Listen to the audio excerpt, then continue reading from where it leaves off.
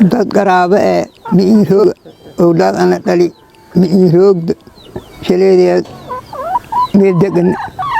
aadan xasan maxamed waa da 83 sano jir ah waxa uu ku nool yahay degmada Diisoor oo magaalada Baydhabo u jirta 120 kiiloomitir adeer waa maasantahay waa soo dhawaadi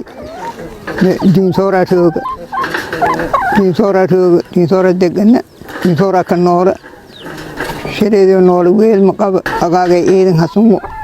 weel ma qaba walaali garabkooga madla Diisoor ka nool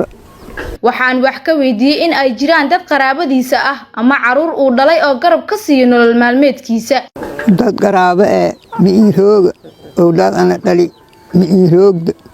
shaleedeed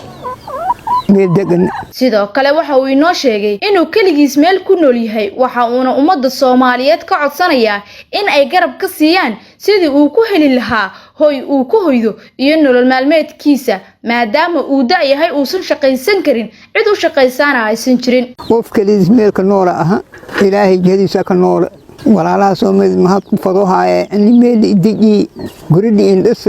diinoolay fadoohaye garabkooda sida aad aragtaanba aaba aadan xasan maxamed waxa hoy u ah buulka yar oo idin muuqda oo aan marnaba ka celinaynin kulaalka qoraxda oo maalintii ah iyo qabowga dhacaya habeenkii haba ugu darnaatay xilliyada roobka si kastaba goobta uu buulka ugu yaalo aaba aadan ayaa ah goob lagu xanaaneeyo dameer ay leeyihiin reer jaarkiisa ah